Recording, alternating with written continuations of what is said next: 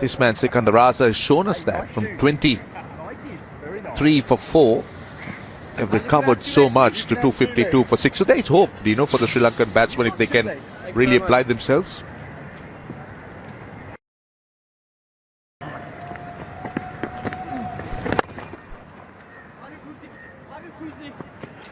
And they'll get 2 here.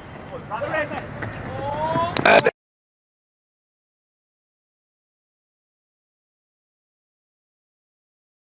running quickly. Rangan Herath's return to the non-striker's end.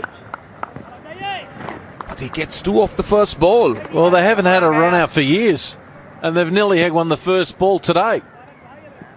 Now, the running between the wickets again by players, modern day players, just blows me away. Why do you run so wide away from the pitch? Lets it go. Makes it pretty easily, but if he runs straight, close to the pitch, he wouldn't have had a problem. So, anyway, we've got a guy at 99. Now, we know who's got a 99 in Test cricket for Zimbabwe, and he's not too far away sitting behind us. We should have had him up here to talk us through it. Well, he's on 99 for the first time in his career. Now, mid-off comes in. This is good. I thought we should have had mid-off earlier on. We should have had our leg side fielders also up, saving 1. Bring the mid-on up as well. Make him hit over the top, do something different. And he's 100. That's his first Test 100. Sikandar Raza just made it look so easy. No nerves at all. Came in on 97. The first 2 deliveries of the day. Through point. And that's his celebration. Yeah, I hope a photographer took a real good photo of that. He'd be proud as punch. Put that in his house on the wall. Helmet aloft, bat aloft. His first 100, you'll never forget it. And hasn't he played really well? We're in all sorts of trouble at 23 for 4.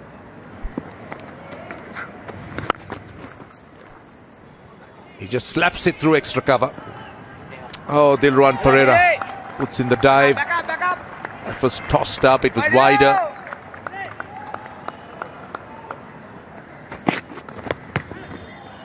Gets a bit of bounce, he gets it fine. That's well played by Raza. Just negotiated the bounce, got it very fine. Just for a split second, thought he was going to get a little tickle on the ribs here. Both feet off the ground, played it well. But just for a split second, he thought, oh, I'm not wearing a chest guard. That might have hurt if it got... If I look back, Creamer bowled an excellent delivery to him.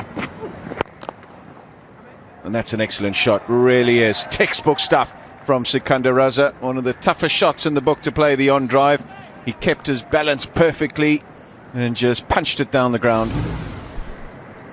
Now, if you're hitting it just like that, between the stumps and mid-on, you can say that you're well balanced and in total control. You're right. It's a shot you like to perfect as a batsman. It's one of those barometers, isn't it? When you're playing it well, you know. If you looked at first ODI,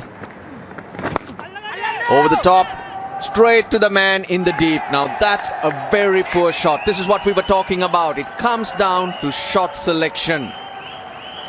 Short ball hit straight down the throat of Upul Taranga. It was a long up. As simple as that. It was a very, very poor delivery. He could have smashed it anyway, Malcolm Waller. And all he's done is succeeded in hitting it straight down Upul Taranga's throat at deep mid-wicket. That's a really soft dismissal. They were doing such good work this morning, these 2 Zimbabwean batsmen. Malcolm Waller's played a terrific hand and he'll be bitterly disappointed by the way he exits the field here today. 68 for him. Need to take a deep breath because that was a shocking dismissal. Malcolm Waller, who's batted so well. Average of 15, he can score runs. He knows how to score runs. He's got 100 against the Sri Lankans not too long ago. That's going down leg side.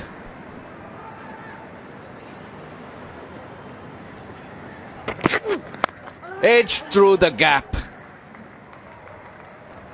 He's not going to temper the way he plays, Sikandar Raza. 2 slips in the gully, as you mentioned, Russell Arnold. And he's gone for the big booming cover drive, healthy edge, and couldn't have placed it any better.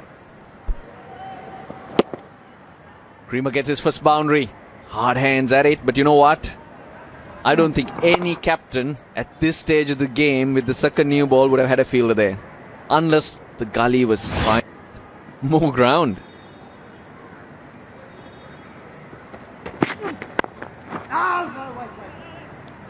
Digs that out, but that's the 300 as Danushka Gunatilaka, the 12th man, fumbles with that. So 300 runs in both innings for Zimbabwe.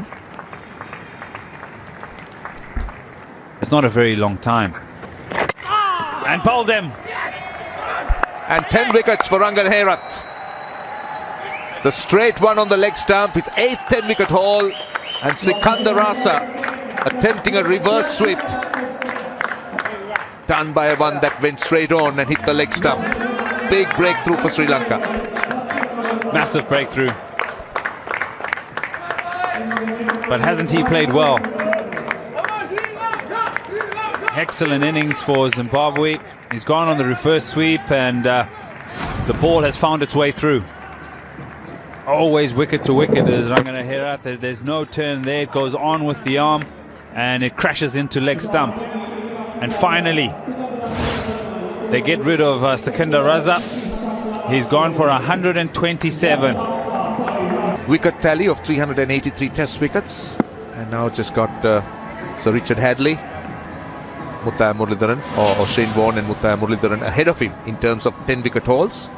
He's got 8 in terms of 10-wicket hauls. What a remarkable achievement. Tiripano did hang around in the first innings and looked quite good. He's in. Would have taken a real pounding. Finds the edge. And then the boundary. 314 for 8.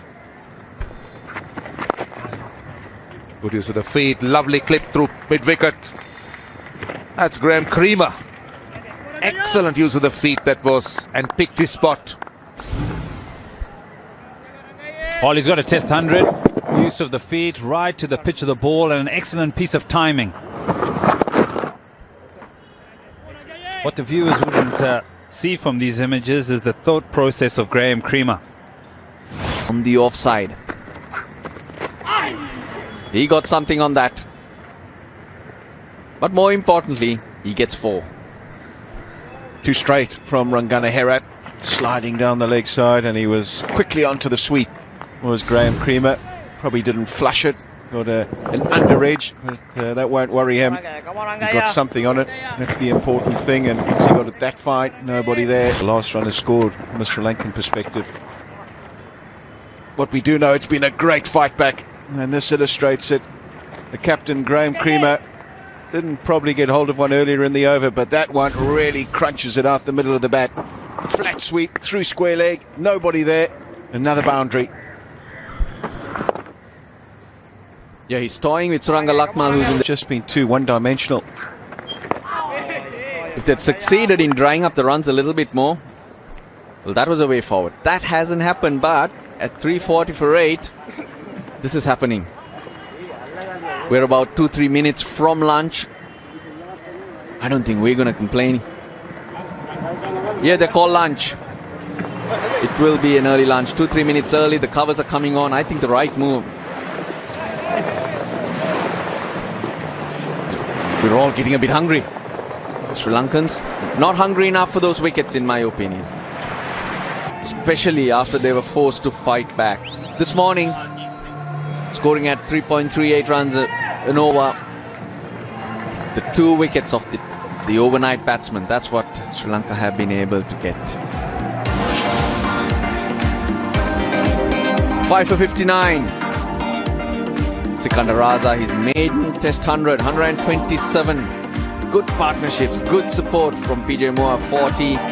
Malcolm Waller, 68. But they'll be kicking themselves. They threw their wickets away. Graham Creamer and Tiripano rubbing it in to the Sri Lankans. You would expect that from the Sri Lankan bowling card. 5 for 112 for the legend, that is Rangana Herat, but he's found tough going out there. Hasn't had it all his own way. Phil Ruan Perip. Compared to some others. Oh, that's close and done. Nigel Long's finally busy. Gets into the game with an LBW. I'm looking at Graham Cream. Is he going to declare or not? Pereira picks up a wicket. And is he declaring here or not?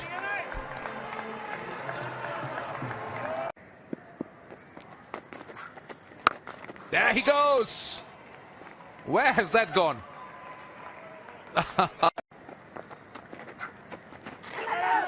This is Apesh. And that's the end of the Zimbabwean innings. Rangana Herat gets his 6th wicket. And Graham Creamer looking to pay that paddle. And now Rangana Herat has just gone past Sir Ian Botham's. String injury, we're not very sure. 2 noises, yes, given. Creamer strikes.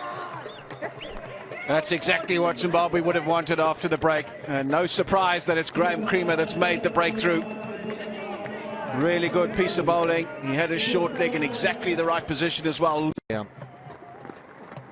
Oh, Baldy got one in the rakies, and finally they get a big wicket. Totally against the run of play. They were bossing the game with singles, boundaries. The bowlers were unable to settle. There was a... Over the top. Joe, keep going, Joe. All the way she goes. Get out, Joe. Interesting shot selection with 5 overs to go. Russell, look, it's cleared it, and these guys do it pretty easily, but I just question. He's gone up and over. Nice swing in the bat. Looks really easy. But the question is, if he got out doing that with 5 overs to go...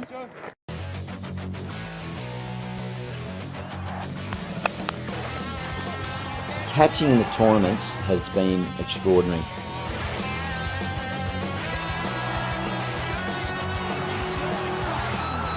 And the work on the boundary, the way the guys juggle it, flick it back, it just keeps going to a new level.